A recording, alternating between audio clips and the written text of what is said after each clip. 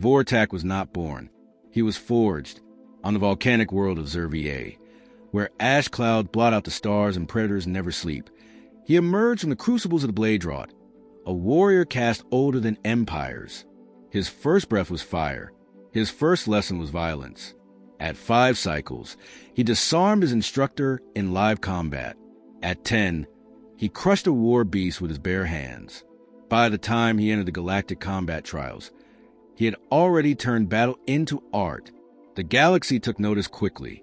Vortak didn't just win, he erased opposition. In the arenas of the GCT, where champions of hundreds of species clashed, he stood alone. No one touched him. No one made him stumble.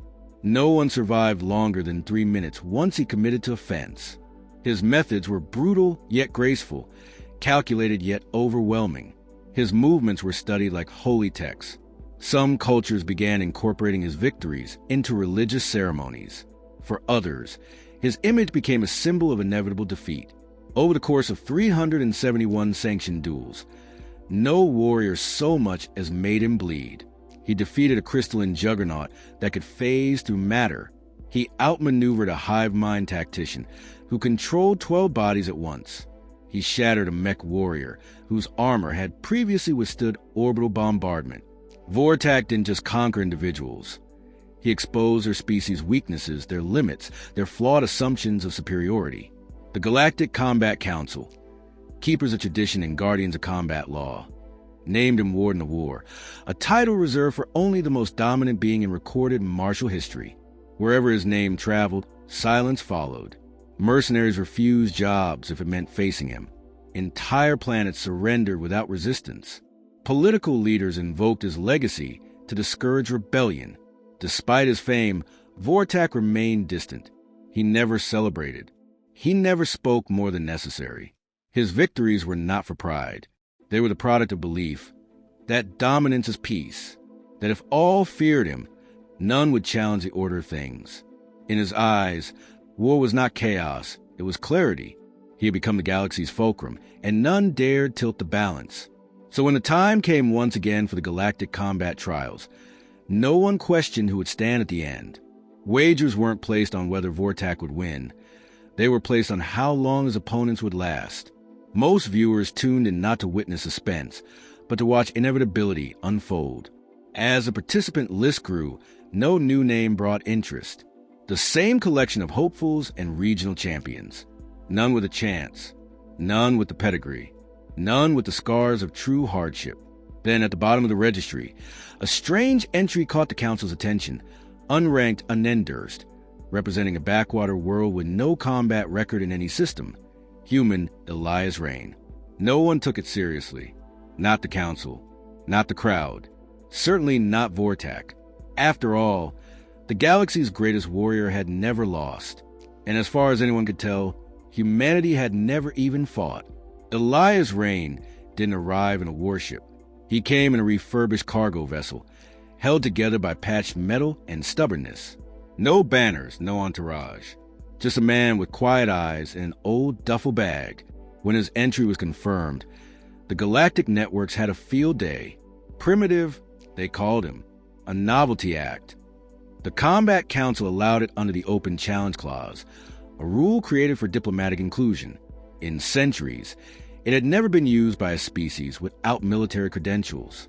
Earth, listed as Class 0.8 on the Census Maturity Index, was barely acknowledged beyond minor trade. Most species assumed humans were still discovering basic orbital mechanics. But Elias didn't care about perception. He had no crowd to impress, no flags to wave.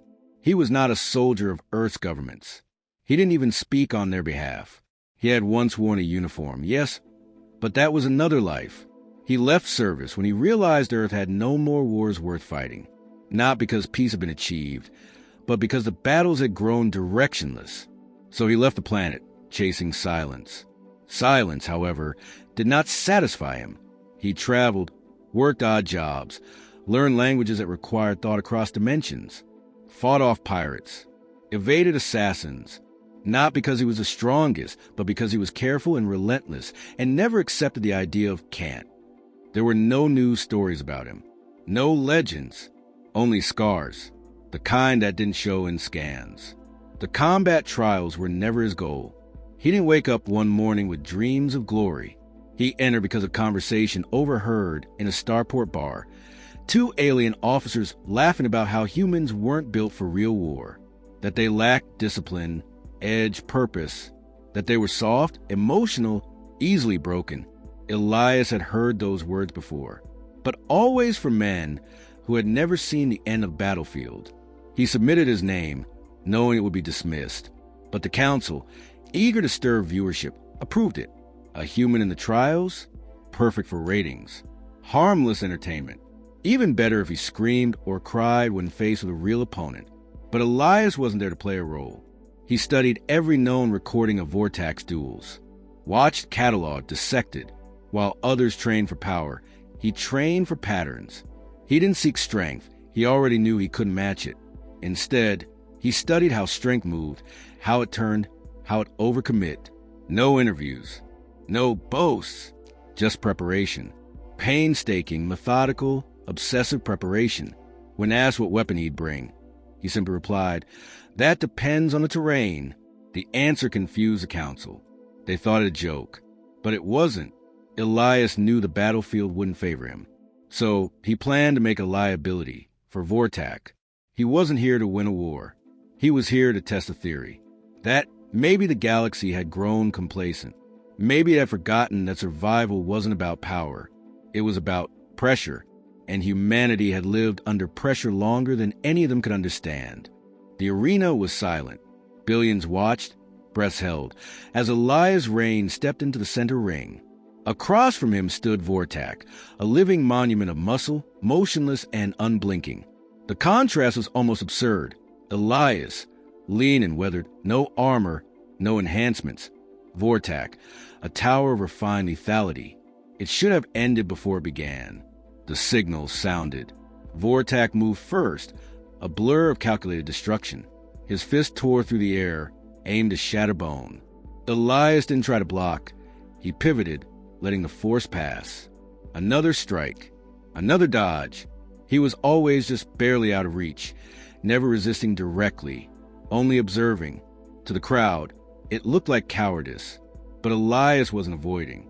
He was learning. Vortac's attacks were flawless, yes, but they were familiar. Repetitions of techniques used in every archive duel. Perfection, Elias noted, had made him predictable. Every movement honed to eliminate variables. It had worked for centuries. Until now, Elias waited until the terrain shifted. Every minute, the arena reconfigured.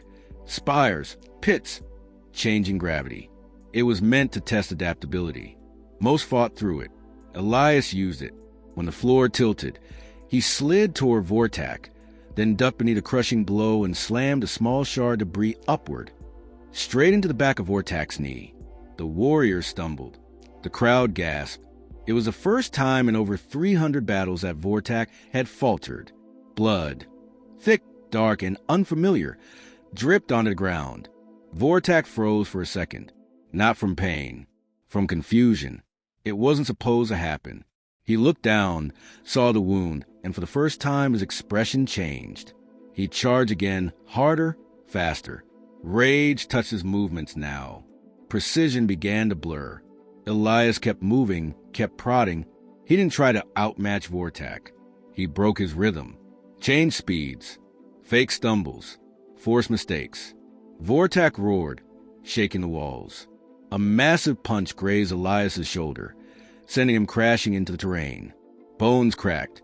He spat blood, but he smiled, because now he knew. Vortac was built for dominance, not endurance. His strategy depended on ending battles quickly. He had never faced an opponent who kept getting up. Elias did, again and again, bruised, bleeding, slower, but thinking. While Vortac attacked with force, Elias attacked with doubt. Every dodge questioned Vortac's timing.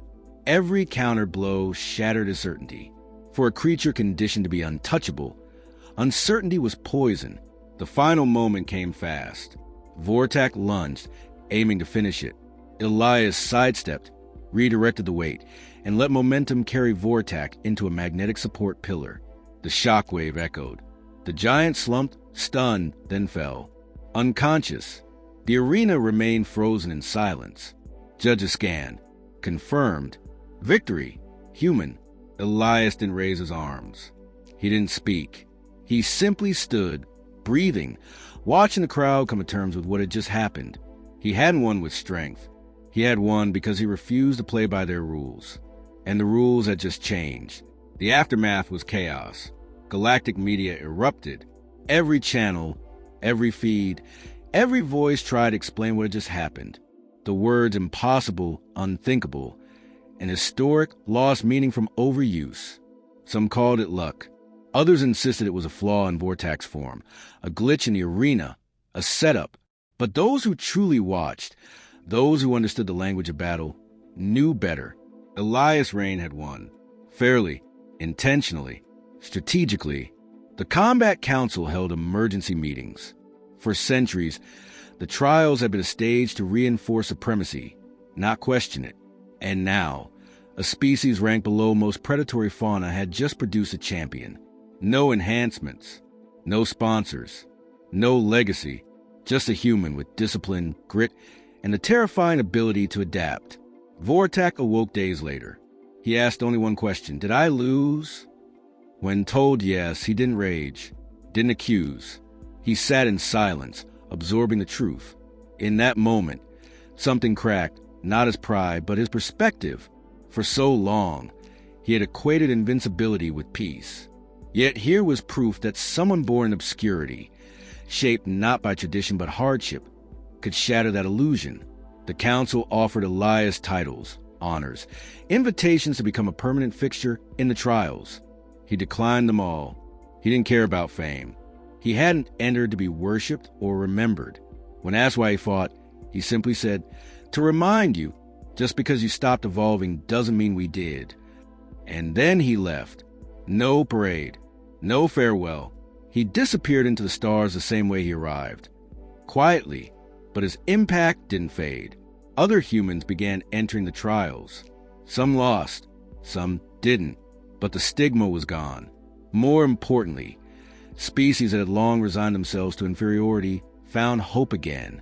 If a human could bring down a living legend, maybe dominance wasn't set in stone.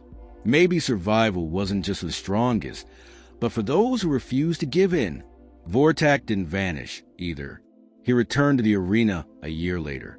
Different, lighter, no longer fighting to impose control, but to test the edge of growth. He no longer saw challenges as threats, but as mirrors. And behind every swing, there was now a question: what haven't I learned yet? The galaxy had always admired strength. Now, it began to respect resilience. Not the power to crush, but the ability to withstand, to adapt, to change. And no species embodied that better than humanity. Not because they were the deadliest, but because they had never stopped being afraid, and chose to face it anyway. Long after the echoes of the duel faded, the legend remained, not of Vortak the Unbeaten, but of the man who reminded gods that even perfection has a limit, and beyond that limit waits a human.